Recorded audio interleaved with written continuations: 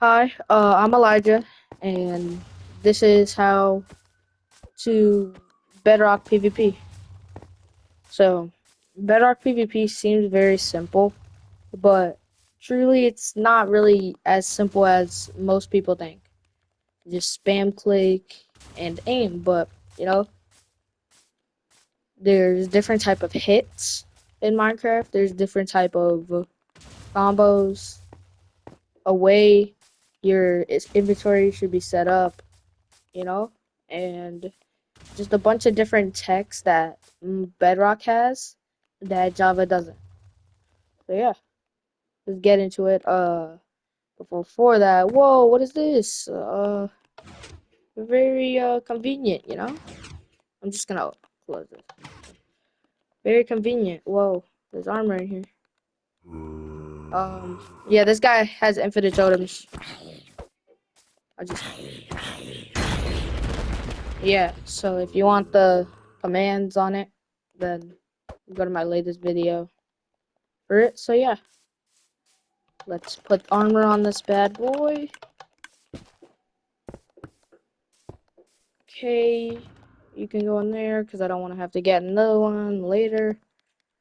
Um,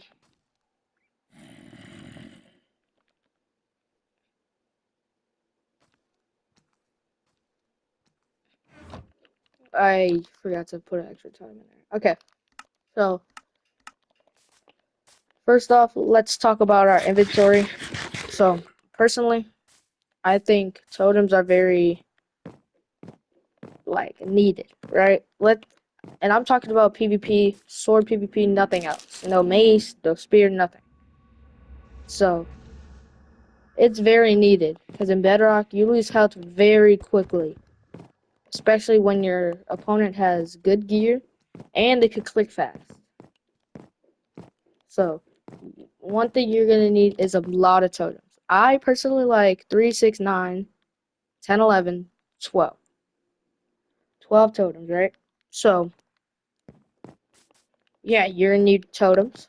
Another thing is you're gonna need potions like strength, which does extra damage, swiftness, which makes you faster and harder to predict, and invisibility to escape.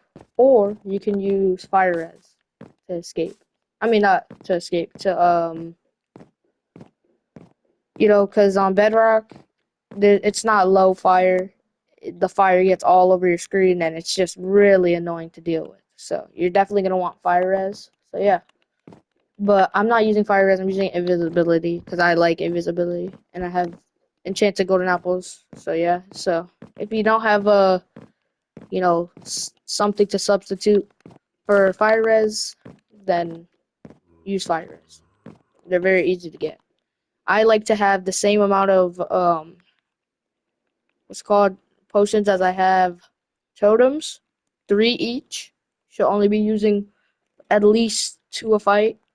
Um, I don't use strength two because it just feels like the fights are too quick. But if you use strength two, then you know maybe using you might be using like three a fight more than two because it's 8 minutes. So yeah,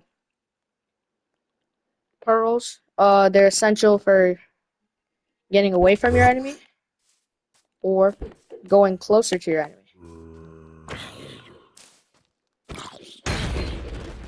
So yeah, uh, bottles of enchanting. Only essential if you have mending on your armor. So let's say this guy, all my armor is low.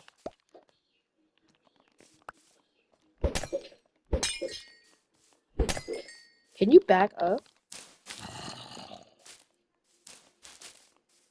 Anyway, so yeah, it just heals your armor from like damage that is done to you besides fall damage. So yeah, wind charges because you never know if you want to like go close to someone. You could wind charge and then throw a pearl, or you could just throw wind charges at them to throw off their aim. So yeah. Okay, let's move on. So that was inventory. Let's move on to different types of hits. So there in bedrock, there's multiple different types of hits. There's the crit. The the crit does the most damage in the game. Well, not the most damage in the game, but the most damage a player can do in the game really is with a crit. Well, the most damage they could do with a sword is with a crit. Okay, the the knockback hit. So that's when you hit their feet. But when you crit them, they barely knock back. And the chest does medium damage.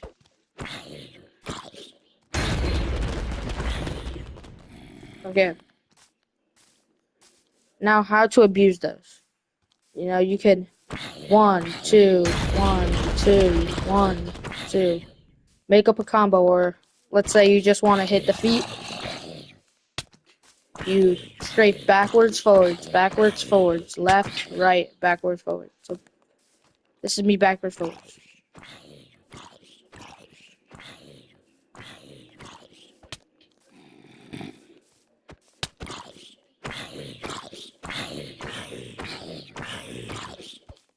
So yeah, that's how you like combo.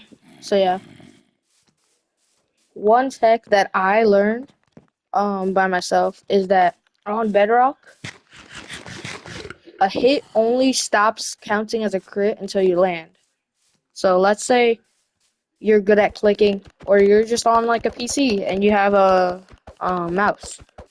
And you can just click very fast. You can crit chain very quickly while you're in the air.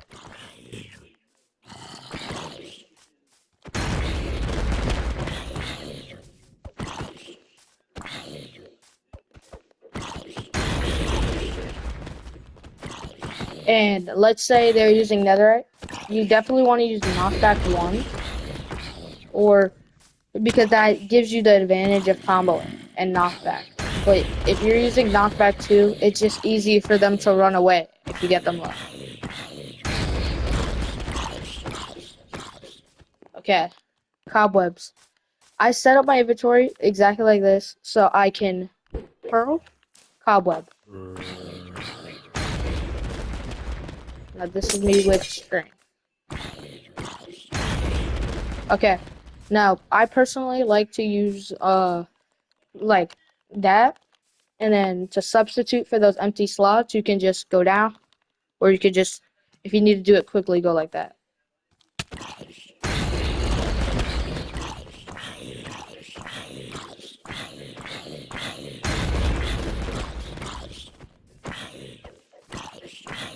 So let's say you have your opponent in a combo in a chain. And when I say chain, I mean a combo chain.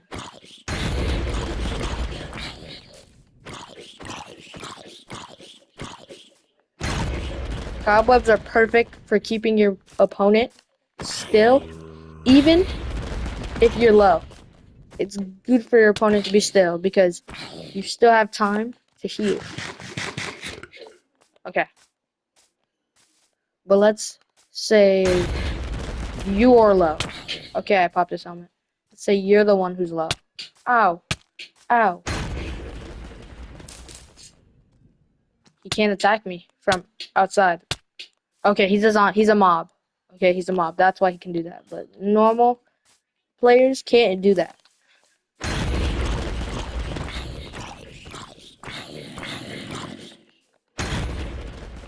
So yeah. But one thing people don't know about is if you're in a cobweb bubble like that, and a piece of your body is sticking out, and you can still get hits on.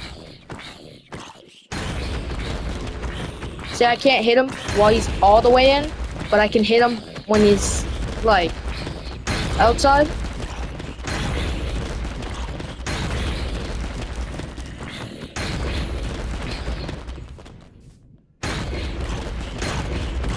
Go back in.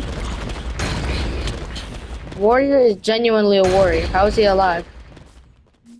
But yeah. Um that's how you Okay, so we've gone through slots, we've gone through the different hits, and we've gone through the importance of the slots. Let's go through analyzing your opponent. So, if you know the person that you're fighting is gonna run, an inventory slot that you're gonna want is definitely pearls next to your sword. But if you know your opponent clicks very fast, you're definitely gonna want cobwebs next to your sword. Pearls would be to go closer. Cobwebs would be to stop them. So, yeah. So, sword fighting in general is hard. I mean, not hard. I mean, it's pretty easy.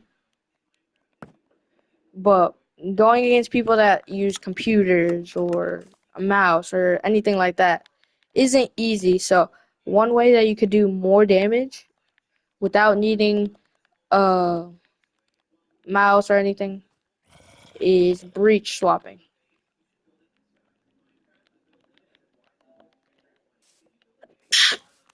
Okay, so this is me without breach swapping.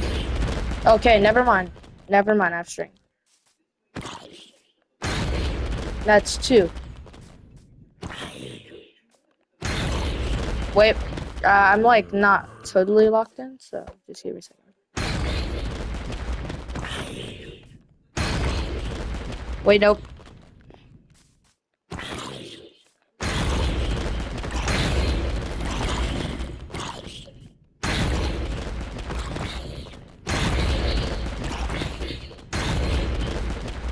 And it's hard to spam it because you're constantly like cycling through multiple different types. Like if I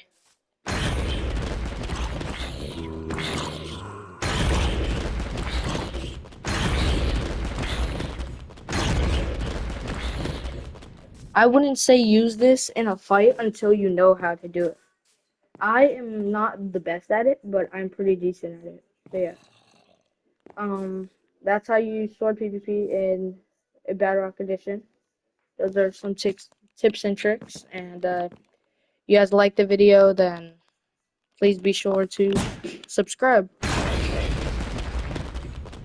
Uh, bye.